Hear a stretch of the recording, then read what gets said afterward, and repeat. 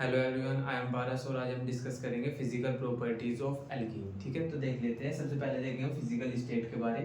बोलते हैं कि higher alkenes colourless and odourless. ठीक है, तो जो हमारे पास हायर एल्कीन्स होती हैं उनका ना तो कोई कलर होता है ना उनका कोई ओडर होता है। ठीक है, उसके बाद जो हमारे पास इथीन होती है, मतलब 2 कार्बन की जो एल्कीन होती है ना, वो भी कलरलेस होती है, पर उसमें कुछ फेंट स्वीट स्मेल होती है, मतलब उसकी कुछ स्मेल होती है ना, जो 2 कार्बन की एल्कीन होती है। ठीक है, जो हायर एल्कीन्स होती है उनकी कोई स्मेल नहीं होती है ना।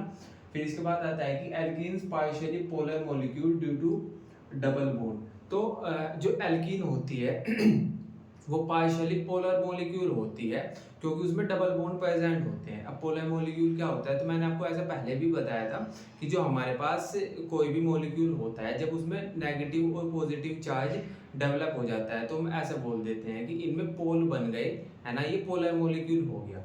ठीक है, तो हम ऐसा बोल रहे हैं कि ये पार्शियली पोलर मॉलिक्यूल होती है एल्कीन, मतलब इसमें नेगेटिव पॉजिटिव पोल बन जाते हैं। ठीक है, एक तरफ नेगेटिव बन दे एक तरफ पॉजिटिव बन दे, ऐसा याद रखना इसको। ठीक है, अब ऐसा होता क्यों है, क्योंकि एल्कीन में हमारे पास डबल बॉन्ड प्रेजेंट होता है ना, और डबल बॉन्ड में होते हैं पाई इलेक्ट्रॉन्स। और मैंने आपको पहले भी बताया था और अभी भी बता रहा हूँ कि जहाँ पे पाई इलेक्ट्रॉन्स प्रेजेंट होते हैं वहाँ पे प्रोबेबिलिटी बहुत ज़्यादा हाई होती है पोल बनने की। ठीक है, तो आप सिंपल ऐसे याद रखना कि एल्कीन में एल्कीन पार्शियली पोलर होती है क्योंकि उसमें डबल बॉन्ड होता है। ठीक है, तो ऐसे ही हमने यहाँ पे लिखा है कि alkenes partially polar molecule due to double bond. Clear है? ठीक है, इसके बाद देखते हैं हम कि इसकी सोल्यूबिलिटी क्या होती है ना, तो इनसोल्यूबल होती है ये वाटर में, है ना, ये वाटर में सोल्यूबल नहीं होती। ठीक है, Fairlie soluble in non polar solvent like benzene, petroleum और ईथर। ठीक है, तो ये जो हमारे पास नॉन पोलर सॉल्वेंट होते हैं, नॉन पोलर सॉल्वेंट है, जैसे बेंजीन हो गया, पेट्रोलियम हो गया, ईथर हो गया, उनमें सोल्यूबल होती है। ठीक है, तो ऐसा हमने यहाँ पे लिखा भी है कि ये पार्शियली पोलर मॉलिक्यूल है। पार्शियल मतलब पूरा पोलर नहीं है, और हमने ऐसा बोल रखा है पहले भी कि पोलर पोलर में सोल्यूबल होगा, नॉन पोलर में सोल्यूबल होगा। ठीक है, तो ये हमारे पास नॉन पोलर सोलवेंट में सोल्यूबल होती है एल्कीन। ठीक है, इसके बाद हम देखते हैं कि इसमें वीक वॉन डार वाल फोर्सेस प्रेजेंट होते हैं, है ना, इसमें वीक वॉन डार वाल फोर्सेस प्रेजेंट होते हैं एल्कीन में, है ना, जिसके कारण ही हमारे पास जो फर्स्ट 3 मेंबर्स की जो एल्कीन होती है, जैसा 2 कार्बन की एल्कीन होगी, 3 कार्बन की एल्कीन होगी, 4 कार्बन की एल्कीन होगी, वो हमारे पास गैसियस स्टेट में होती है ना, मतलब 2 कार्बन से लेके 4 कार्बन तक, 2 कार्बन की एल्कीन, 3 कार्बन की एल्कीन और 4 कार्बन की एल्कीन गैसियस स्टेट में होगी, है ना।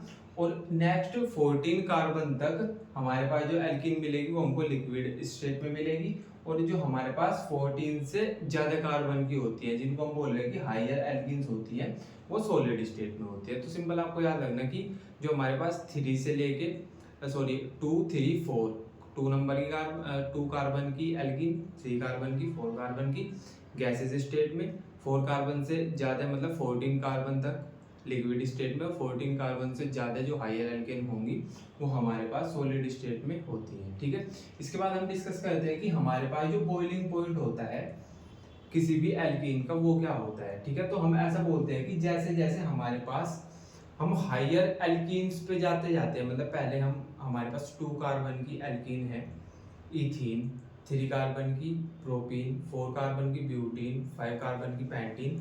तो जैसे जैसे हम हायर एल्कीन्स की तरफ जा रहे हैं, है ना, 2 कार्बन की, 3 कार्बन की, 4 कार्बन की, 5 कार्बन की, तो जैसे जैसे हम हायर एल्कीन्स पे जा रहे हैं वैसे वैसे मोलिकुलर साइज इंक्रीज होता है।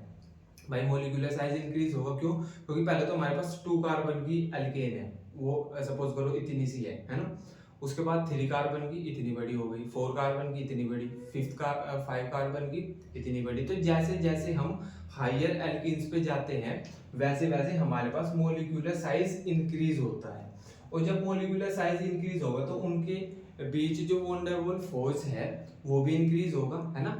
याद रखना कि जब भी मोलिकुलर साइज इंक्रीज होता है तो उनके बीच का जो वॉन डेर वाल्स फोर्स होता है वो भी इंक्रीज होता है, और जब वॉन डेर वाल्स फोर्स ज्यादा होगा, वॉन डेर वाल्स फोर्स बहुत ज्यादा होगा, तो हमारे पास बॉइलिंग पॉइंट भी ज्यादा होगा। क्यों? क्योंकि अब मैं ये बोल रहा हूँ कि मॉलिक्यूल्स के बीच वॉन डेर वाल्स फोर्स बहुत ज्यादा है तो वो अट्रैक्ट कर रहे हैं एक दूसरे को, और हमको क्या कराना है, हमको देखना है बॉइलिंग पॉइंट। बॉइलिंग पॉइंट के लिए हम क्या कहते हैं, लिक्विड से सॉलिड से लिक्विड बनाएंगे हम, है ना। तो अब हमारे पास जो मॉलिक्यूल है उसमें वॉन डाई वॉल फोर्स बहुत ज्यादा है, तो वो आपस में ऐसे अट्रैक्टेड है बहुत ज्यादा।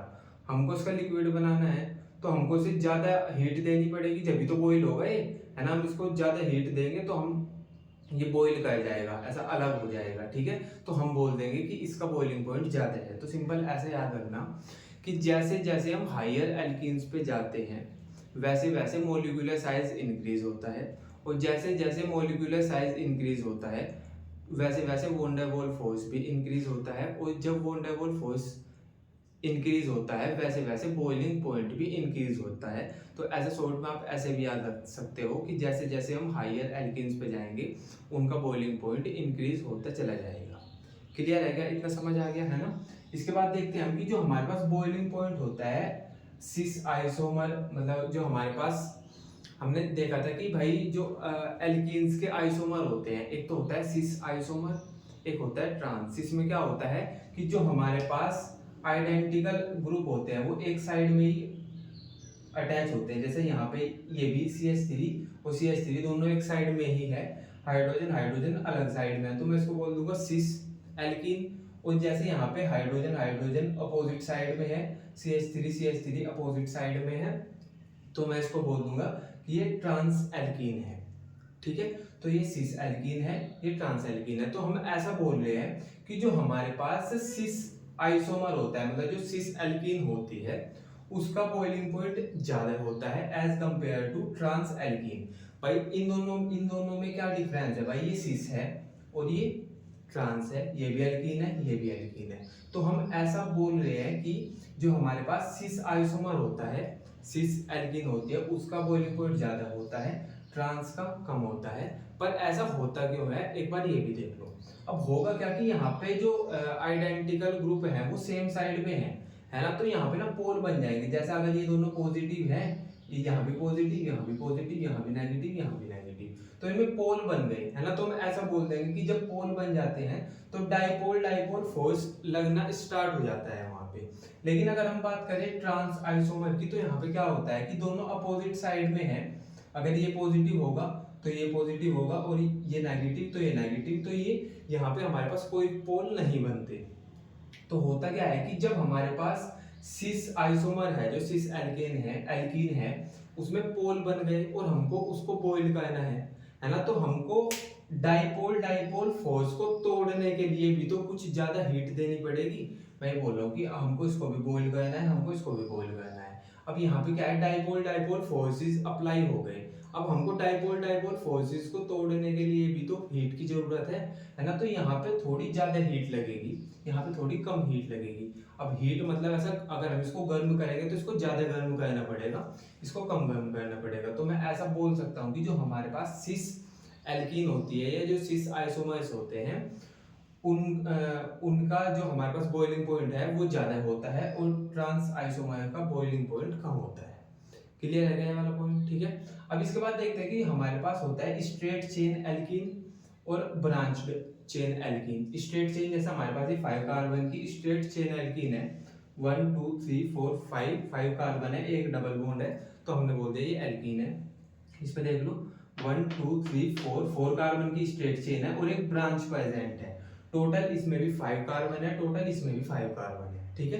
तो हम ऐसा बोल रहे हैं कि जो स्ट्रेट चेन होती है एल्कीन उसका जो बॉइलिंग पॉइंट होता है हायर होता है, हायर बॉइलिंग पॉइंट होता है उसका। अगर हम बात करें ब्रांच्ड चेन एल्कीन की, तो उसका जो बॉइलिंग पॉइंट होता है वो लोअर होता है। अब एक ये वाला पॉइंट तो आप याद रखना कि जो स्ट्रेट चेन होती है, सीधी चेन वाली एल्कीन है, उसका जो बॉइलिंग पॉइंट है वो हाई है, और जो ब्रांच्ड है उसका बॉइलिंग पॉइंट कम है। पर ऐसा होता क्यों है, तो सिंपल समझो, जैसे मेरे पास ये 5 कार्बन की स्ट्रेट चेन है एल्कीन की, ये हमारे पास 4 कार्बन की है, इसमें एक ब्रांच है, मतलब सॉरी इसमें 4 कार्बन की ब्रांच है, टोटल इसमें भी 5 कार्बन है, टोटल इसमें भी 5 कार्बन है। तो मैं ऐसा बोल सकता हूँ क्या कि इसका जो सरफेस एरिया है वो ज्यादा है, इसका सरफेस एरिया कम है, क्योंकि ये हाफ स्पेयर सा बन गया है ना। तो हमारे पास जो 5 कार्बन की स्ट्रेट एल्कीन है उसका सरफेस एरिया ज्यादा है, और जो 5 कार्बन की ब्रांच्ड एल्कीन है उसका सरफेस एरिया कम है ना। और जब सरफेस एरिया कम होता है तो हमारे पास एरिया ऑफ कांटेक्ट भी कम हो जाता है, और जब एरिया ऑफ कांटेक्ट कम होगा तो हमारे पास वन डाई वॉल फोर्सेस भी कम हो जाएंगे, और जब वन डाई वॉल फोर्सेस कम है तो हमको वन डाई वॉल फोर्स तोड़ने के लिए ज्यादा हीट देनी नहीं पड़ेगी, तो हम ऐसा कम हीट में ही हमारा काम हो जाएगा। तो हम ऐसा बोल देंगे कि जब वन डाई वॉल फोर्सेस कम होते हैं तो हमारे पास बॉइलिंग पॉइंट भी कम होता है। तो सिंपल आपको इतना पॉइंट याद रखना है कि अगर हमारे पास स्ट्रेट चेन एल्कीन है तो हमारे पास हायर बॉइलिंग पॉइंट होगा, अगर हमारे पास ब्रांच्ड चेन एल्कीन है तो हमारा जो बॉइलिंग पॉइंट है वो कम होगा, लोअर होगा। ठीक है, अब ऐसा होता क्यों है, तो आप इसका मैंने रीजन बता दिया कि जो ब्रांच होती है उसका एरिया ऑफ कांटेक्ट कम होता है, एरिया ऑफ कांटेक्ट कम होगा तो वन डाई वॉल फोर्सेस भी कम होंगे, वन डाई वॉल फोर्सेस कम होगा तो उसका बॉइलिंग पॉइंट भी कम होगा। क्लियर है क्या इतना पॉइंट? ठीक है, तो बेसिकली आज हमने डिस्कस किया एल्कीन की फिजिकल प्रॉपर्टीज, है ना। कल हम एल्कीन की केमिकल प्रॉपर्टीज डिस्कस करेंगे, है ना। तब तक के लिए आप इतना रिवाइज करो, बाकी हम कल पढ़ेंगे। बाय।